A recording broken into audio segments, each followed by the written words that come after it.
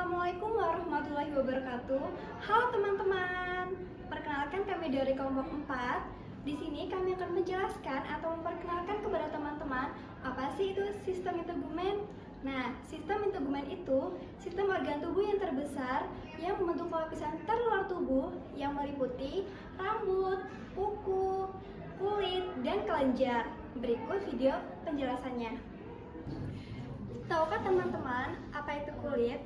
Kulit adalah organ sensorik yang memiliki reseptor untuk apa?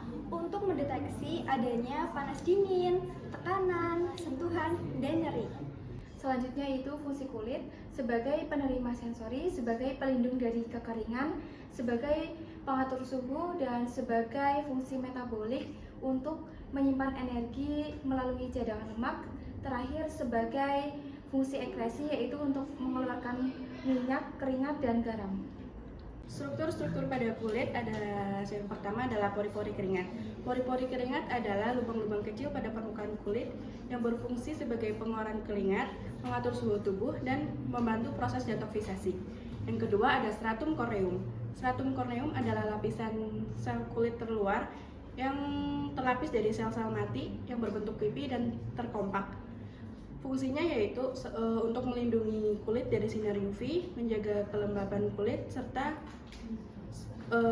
mengatur suhu agar tetap stabil. Selanjutnya ada kelenjar sebase, kelenjar di kulit yang menghasilkan sebum, yaitu zat berminyak yang berfungsi untuk melindungi kulit dari bakteri dan jamur. Selain itu menjaga kelembapan dan juga fleksibilitas kulit dan rambut. Nah, selanjutnya ada rambut. Rambut adalah struktur jaringan yang tumbuh dari folikel rambut yang ada di dermis kulit.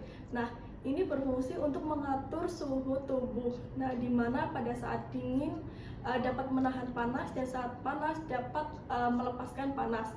Selanjutnya, selain fungsi untuk mengatur suhu tubuh, ada juga fungsi untuk menjaga kulit dari paparan sinar UV yang berbahaya dan juga untuk menyaring polusi dan juga kotoran.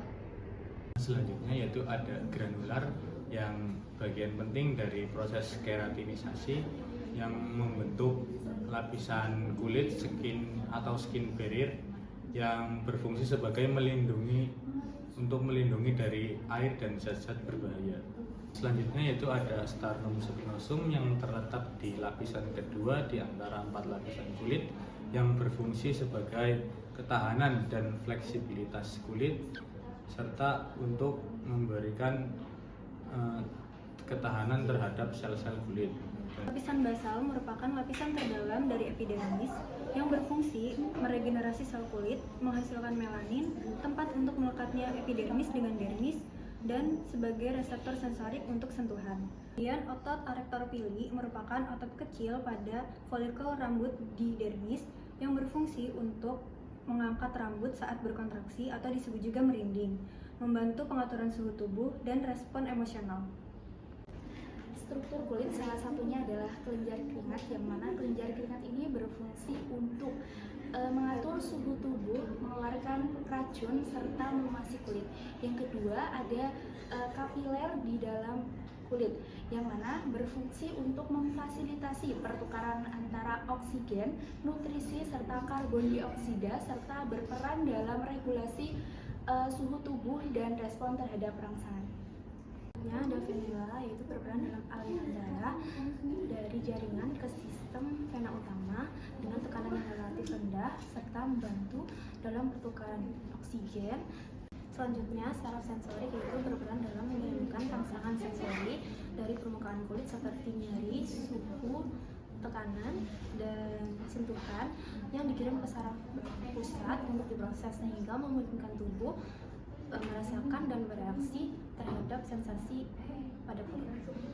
Kemudian ada saraf motorik, fungsinya adalah mengantarkan impuls dari otak atau sumsum tulang belakang menuju otot atau kelenjar yang sehingga nanti tubuh dapat melakukan gerak baik secara sadar maupun refleks. Kemudian ada folikel rambut, fungsinya sebagai tempat tumbuhnya rambut, mengatur suhu tubuh dan melindungi kulit. Untuk selanjutnya ada pola rambut. Pola rambut digunakan untuk memperbaiki diri dan menambah kepercayaan diri. Untuk yang selanjutnya ada jaringan adipose digunakan untuk mengisolasi dari suhu tubuh seperti panas dan dingin, dan juga membantu memberi bantalan pelindung bagi organ-organ vital.